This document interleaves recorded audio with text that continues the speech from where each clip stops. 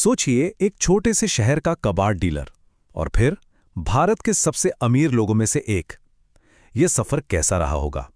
आज हम इसी अविश्वसनीय कहानी में उतरेंगे। अनिल अग्रवाल की कहानी। वो इंसान जिन्हें मेटल किंग का खिताब मिला और जिन्होंने सचमुच शून्य से एक ग्लोबल एम्पायर खड़ा कर दिया। देखिए, मेटल किंग का खिताब ये कोई ऐसी ही चीज नहीं है जो किसी को मिल जाए। तो सवाल ये है, उन्होंने इसे कमाया कैसे? उनका सफर मतलब किसी भी एंगल से साधारण तो बिल्कुल नहीं था। जरा इस तस्वीर को देखिए।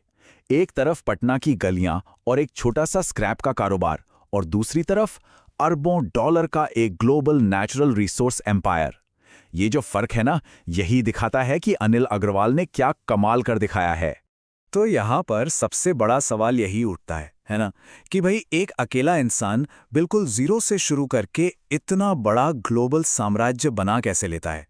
बस यही वो पहेली है जिसे हम आज सुलझाने वाले हैं। तो कहानी शुरू होती है 1954 में पटना में। लेकिन देखिए, अग्रवाल कोई किताबी कीड़ा नहीं थे।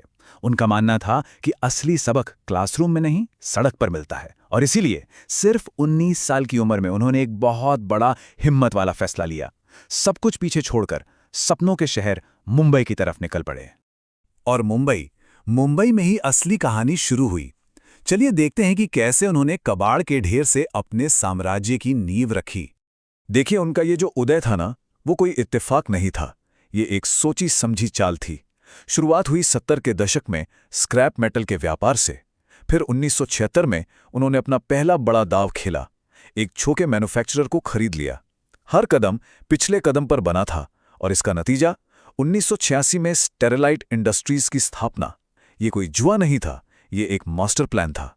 और यहीं पर उनकी जीनियस सोच सामने आती है। अग्रवाल ने एक बहुत बड़ी कमजोरी पकड़ ली थी। केबल बनाने वाले के दौर पर वो धातुओं की बढ़ती घटती कीमतों के रहमो-करम पर थे। तो उन्होंने सोचा, सिर्फ एक खरीदार क्यों बने जब आप खुद बनाने वाले बन सकते हैं? मतलब पूरी सप्लाई चेन पर ही कंट्रोल कर लो। बस इस एक स्ट्रैटेजिक मूव ने सब कुछ बदल कर रख दिया। तो इस नई रणनीति के साथ स्टेज पूरी तरह से सेट था। अगला दशक जबरदस्त ग्रोथ का था। एक ऐसा दशक जिसमें अग्रवाल ने स्टरलाइट को एक विशाल वेदांता साम्राज्य में बदल दिया। और उनकी रफ्तार सच में हैरान करने वाली थी।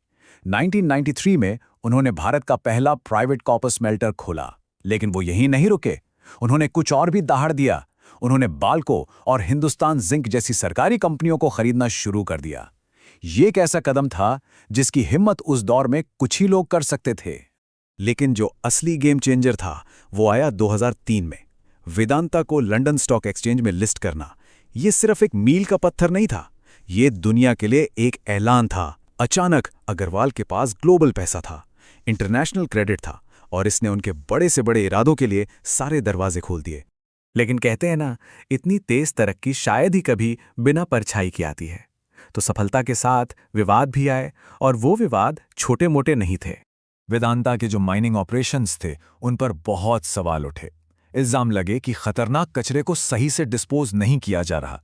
चिंताएं जताई गईं कि स्थानीय समुदायों को उनकी जमीन से हटाया जा रहा है, और अपनी जमीन की रक्षा कर रहे आदिवासी समूहों ने भी इसका कड़ा विरोध किया। तो ये पूरी कहानी एक बहुत ही बुनियादी सवाल खड़ा करती है कि ये जो तेज औद्योगिक तरक्की है और एक कंपनी की सामाजिक जिम्मेदारी है, इनके बीच की लाइन आखिर कहाँ खींची जाए। ये एक बहुत ही नाजुक संतुलन है जिस पर आज पहले से कहीं ज्यादा बहस होती है। लेकिन जहां विवाद सिक्के का एक पहलू है, वहीं एक दूसरा पहलू भी है जो बिल्कुल अलग है, और वो है अनिल अग्रवाल का परोपकार, यानी फिलैंथ्रोपी के प्रति उनका जबरदस्त समर्पण। 75%, 75% ये उनके परिवार की दौलत का वो हिस्सा है जिसे अनिल अग्रवाल ने दान करने का वादा किया है। सोचिए जरा, ये एक हैरान कर देने वाली कमिटमेंट है। और ये काम उन्होंने कोई आज शुरू नहीं किया।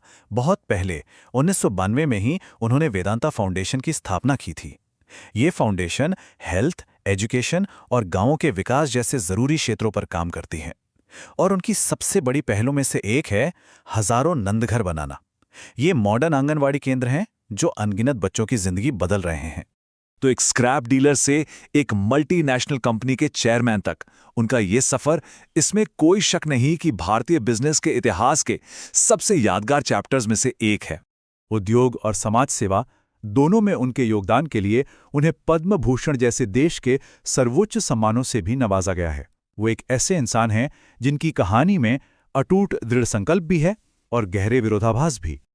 और आखिर में ये कहानी हमें एक ऐसे सवाल के साथ छोड़ जाती है जो सिर्फ अनिल अग्रवाल के बारे में नहीं है, बल्कि हम सबके बारे में है कि किसी की विरासत को, उसकी लेगेसी को असल में क्या चीज़ परिभाषित करती है। वो साम्राज्य जो बनाया गया या वो असर, अच्छा और बुरा, जो दुनिया पर पीछे छूट गया। सोचिए, एक छोटे से शहर का कबाड़ डीलर और फिर भारत के सबसे अमीर लोगों में से एक। ये सफर कैसा रहा होगा? आज हम इसी अविश्वसनीय कहानी में उतरेंगे।